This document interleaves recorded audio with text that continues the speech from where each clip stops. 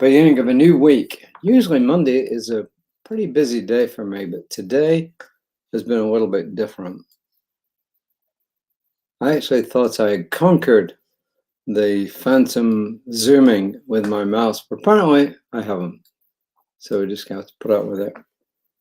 And it's weird. I mean, it's really weird. But anyway, there we are. Today's reading is called God's Will and Nature.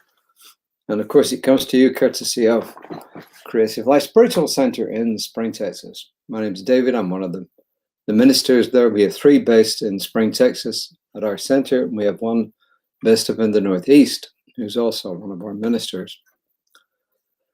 God's will and nature. There's been a lot of talk about God's will for you, and there's been lots of arguments about what that means. Well, here is a new thought idea on what God's will and nature are.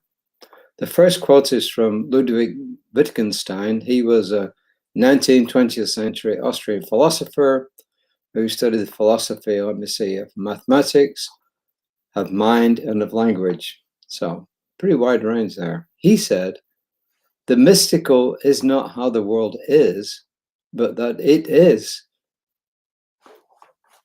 So, mystical is not how the world is, but it's the fact that the world is that is mystical.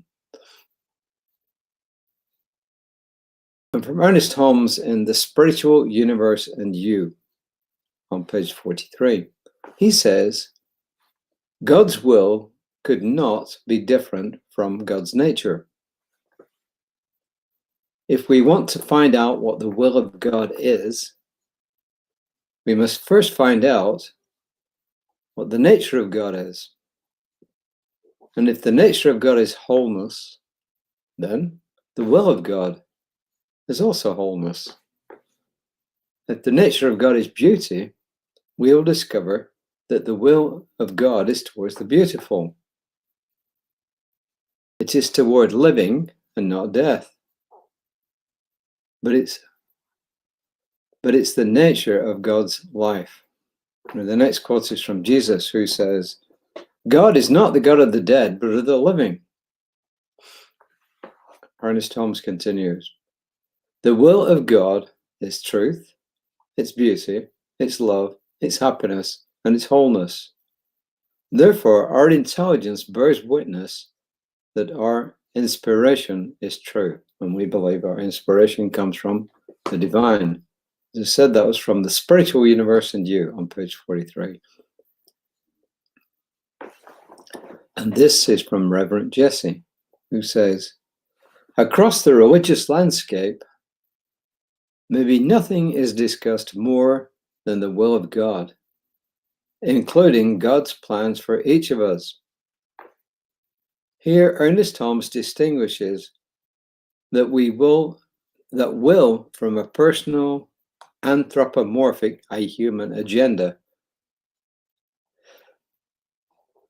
Let me read it again. Here, Holmes distinguishes that will from a personal, anthropomorphic agenda. In other words, a human agenda. Instead, it's the manner in which things unfold consistent with God's nature, which in turn is made up of what works. And what's that? Wholeness, beauty, freedom, and so forth. God is not divided against itself or any aspect of its creation. God faces no opposition because there is just no other power. Then why refer to it as God's will at all? So that we don't flinch when we hear that term. Because we will hear it, but may now embrace it joyfully. There are no sides to life. There is only love. We may make mistakes, but we're not mistakes, and nothing can cause us to forfeit our spiritual standing. So in New Thought, and lots of other spiritual philosophers as well, we don't see God as a superhuman being who's got a big notebook, whether it's electronic or a physical notebook, writing down what you do and what you don't do, and also having a plan all laid out for what you're supposed to do.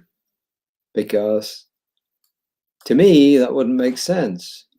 I mean, if everything is planned out, in other words, if there is predestiny, in other words, you are predestined to do something, and no matter what you do, you're going to end up doing that, then that contradicts the nature of free will.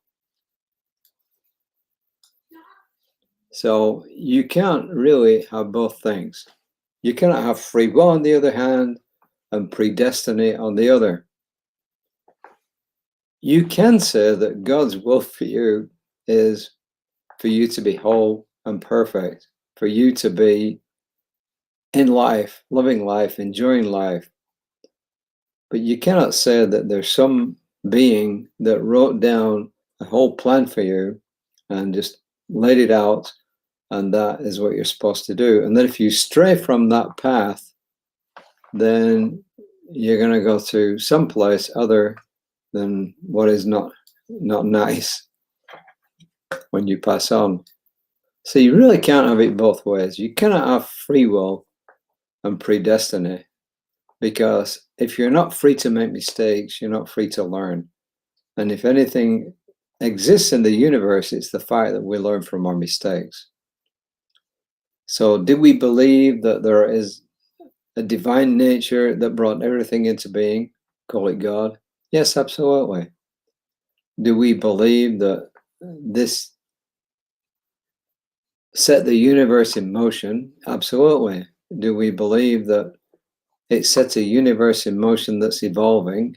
Yes. Do we believe it set human beings in business who are evolving?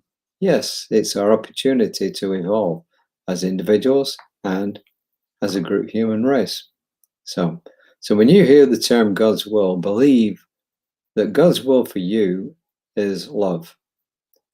Because if there's anything I believe in the overarching things in life, is this. And my experience leads me to believe that this is the truth, that love is the basis for everything. And ultimately, anything unlike love cannot survive, because love is just all there is. In the Beatles song, Love Is All There Is, well, I truly believe that love is all there is. And eventually, whatever's going on right now, love will come out on top. Why? Because there can be no other force. If God truly is all there is, and God is omnipotent, all-powerful, then it's absolutely impossible that there can be anything that is opposed to God that could potentially succeed. It just doesn't make sense. That's what we believe. And if you read the Hebrew scriptures and you read the book of Job in particular, the Satan, or devil if you like, or Lucifer, whatever you want to call it, that is there with God, getting God to tempt Job, it's not some power that's opposed to God. It's simply like in the Catholic Church, where somebody is going to be elevated to sainthood, and they have to go through different stages, and they have to prove different things. So somebody speaks for that person, kind of like the defense attorney, and somebody speaks against that person, like the chief prosecutor, and that person is called a devil's advocate, and they're there to see if there's any faults in this person, to say why they shouldn't become a saint. And that's kind of the role that Satan is performing in the book of Job. And eventually, of course, Job comes out on top. But there cannot be a Satan, a devil, or anything that's equal to God, because if God is all there is and God is all powerful, it's impossible. And if God is love, which I believe it is, then ultimately love will win out. Okay, enough said. What is the affirmation? I am free with the freedom of God. I am free with the freedom of God. How about that? You know, it's time like this when we're at the 28th of the month, and it's a 31-day month, so there's 3 more readings left.